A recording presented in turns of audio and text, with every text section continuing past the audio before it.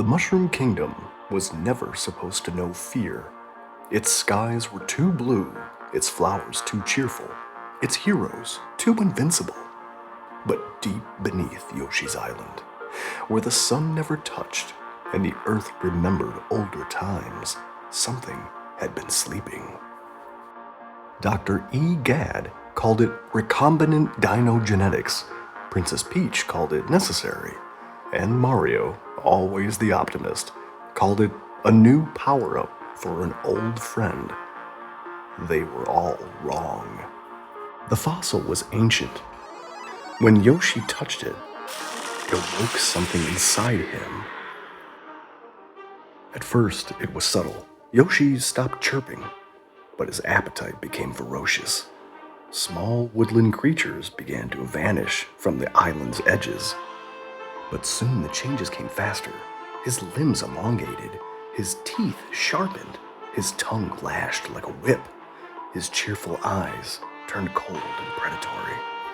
Then he broke containment. For weeks, the island's villages emptied. Entire herds of Yoshis vanished. Even Bowser's scouts refused to go near the forest's edge. The nights grew longer, and the wind carried with it a sound that chilled the bravest hearts.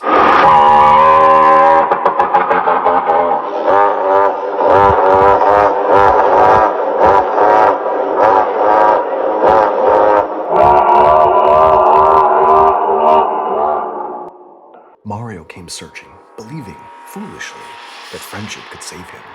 He found instead a clearing littered with bones, shells crushed to powder, a crimson trail dragging into the brush. And then it stepped into the moonlight on thunderous legs, towering 3 times Mario's height.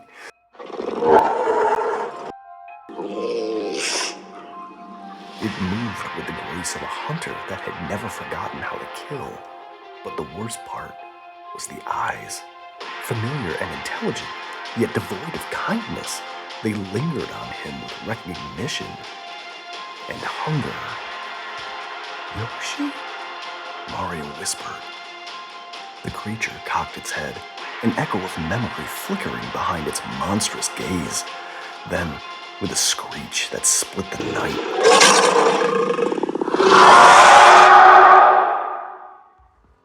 no one ever spoke Yoshi's name again. On stormy nights, travelers swear they still hear the echoes, a hiss, a growl, a name rasped through prehistoric teeth. The Mushroom Kingdom remembers joy, but the jungle remembers hunger. And Yoshi, well, he remembers both.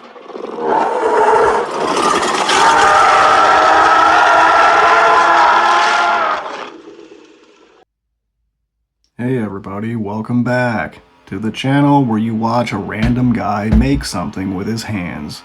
And today, we're gonna make a dinosaur.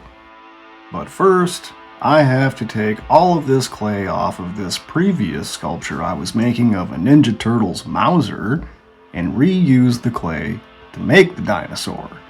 And you're probably asking yourself, why don't you just buy more clay? Well, that's because clay is really expensive right now, and I'm waiting on a gift card to show up. And due to the government shutdown, it's not here yet. Thanks, government shutdown. Anyway, that was a whole lot of work and tinfoil and clay I just took apart. But the dinosaur I'm making is totally gonna be worth it. Maybe. I sure hope I don't have to take any clay off of that lame sculpt of Michael Myers back there. And there you have it. It's done. Now I gotta add the clay. And you're probably also asking yourself, how come you're talking like that? I don't know. Probably because I was spraying a whole bunch of top coat and primer, and I inhaled a little too much. Now I'm feeling good. I'm sure it'll wear off soon. Why do I have a container full of ball bearings? Well, you can find almost anything on Amazon. And I use these primarily for eyeballs. Because sculpting eyeballs is annoying and tedious and I hate it. He kinda looks like Barney. So now I'm going to add the eye bags. Maybe that'll make it look a little bit more menacing. Probably not, though. Here you can see me using a silicone wedge tool because I don't know what it's called. Alright, I think the effects of that top coat are wearing off. Feeling a little bit better. Sometimes when you have to add details, the easiest thing you can do is just cut stuff and then move it around. Sometimes you have to cut more stuff and move that around. Here's me making that wedge thing for the top of his nose. What's that there for? I don't know, but I drew it in one of the pictures, so I might as well add it. Here's me just poking and prodding and smooshing around some clay. Doesn't this make you want to make stuff out of clay? You could make a cool dinosaur. Don't forget to add those big chunks of fat on the back of his neck, because they're supposed to be there, right? Don't forget to add some muscles to his big old dinosaur arms. That way he can be Swolosaurus Rex, or Dwayne the Rock Ceratops. But I personally like Flexraptor Prime. Boop, boop, boop, boop. Rawr. Scared you. I was initially going to sculpt these teeth and then bake them before I put them in the head. And then I figured, I'm kind of lazy and I don't feel like going all the way back upstairs to bake a bunch of little teeth. Hey, what's that thing? Well, this is going to be his tongue. Remember how Yoshi has a tongue that comes out and he can like eat stuff? Yeah, that's what it is. Time to make some tiny hands. Tiny dinosaur hands. This is not very interesting. It's just me putting foil on the wire to kind of bulk it out and give the clay something to kind of grab onto. But there you go. Hey, there's the hands. Looking pretty snazzy. Oh, I forgot the thumbs. I guess I'll just make them little pointy thumb thingies. Wouldn't want him to grab me with those. Here's some B-roll of his hands. Didn't I do a good job? Oh great. Time to put more teeth in. That's always fun to watch. You're probably wondering why I put the teeth on the outside of his mouth instead of like on the inside. And to that, I say, shut up. Sometimes I try to put as much detail in as I can, but sometimes I don't know how to put in that detail. What the hell does that mean? Well, sometimes I have this image in my head of what I think might look pretty cool, but I have no idea how to make it happen, so I just go. Here's me putting his little shell on. I completely forgot about that until just now. Now it has clay on it, and now I'm going to use Reiki McRakeface to smooth it all out. There you go, fast forward. Oh god, I have 7 minutes left. Now I'm putting on that outside portion of his shell. Why do the turtles in the Mario universe have this thing on their shells? Real turtles don't have that. Do they? Prove me wrong in the comments. Dun, dun, dun, dun, dun, dun, dun, dun, dun, dun, dun.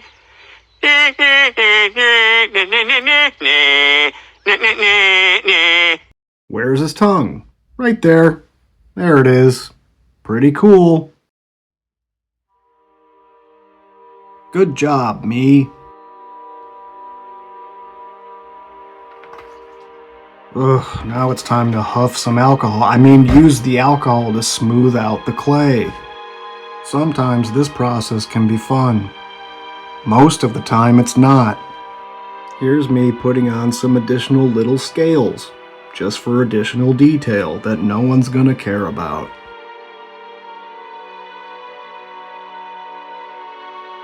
And why not put on some little spiky barbs on his tongue? You know, because he's like a giant mutated Tyrannosaurus Yoshi. Why wouldn't he have those things to help him grab onto prey and stuff? And keeping with the theme of why the hell not, let's put some little spikes on his shell. There you go. Little spikies.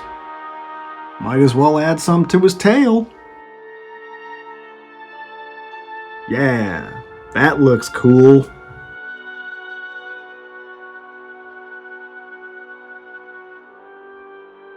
Don't you like this shot when I spin him around? Even though I've already done it, I'm probably going to do it again. Here he is, all baked and primed up. I could use some more of that primer. And here comes the part that I hate the most, painting. And especially this part because I'm painting one of the colors that it's really difficult for me to see. Green. I hate it. But I assume that some of you out there like watching stuff like this. Very satisfying. I guess. I don't know, some of you are weird. I had to put 4 coats of green paint on this thing because painting a color like green over white isn't going to do it in one go. Here's some more satisfying shots of painting again. Don't you love it? And here's a blurry shot because my camera wanted to focus on Michael Myers back there.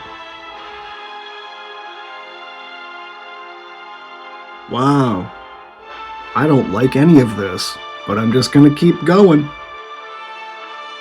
Oh good, a shot that's not focused on the center. Great job, me. Well, there's that. Now it's time to go back and fix all my mistakes. I mean, do touch-up work. That's what professionals do, and I'm a professional. Now you're probably wondering why I'm using such a big brush. And you're probably thinking, why doesn't he just use a small brush to get in there all those little small details? Well, how about you shut up? Don't forget to paint those big scales you put on there a different color so they stand out more.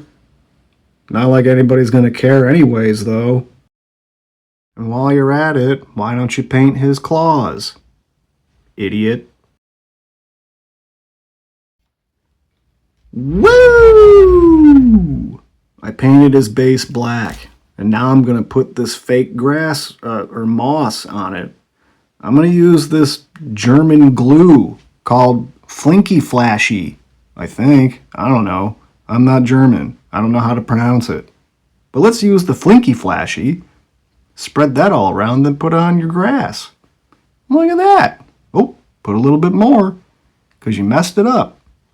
Now try to flatten it down and put on some of that UV resin onto his eyeballs to make it look like they're wet. So does me doing that to his eyes make it look like he's more alive? I think so. Oh God! Hey, here's a nice blurry shot of me putting some UV resin on his tongue to make it look like he's got slobber and drool all over. Isn't that a great idea? It sure is.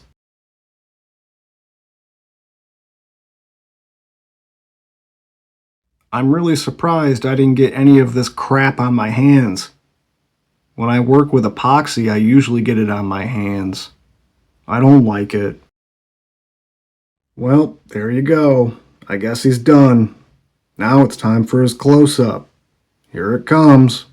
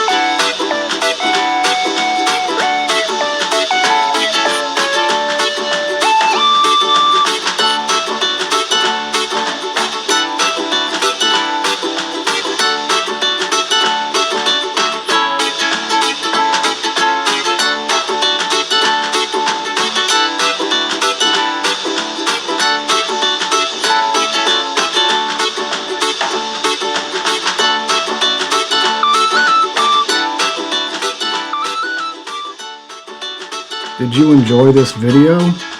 I hope so. What character would you want to see me make next? Let me know in the comments. Or don't. I don't care. Bye.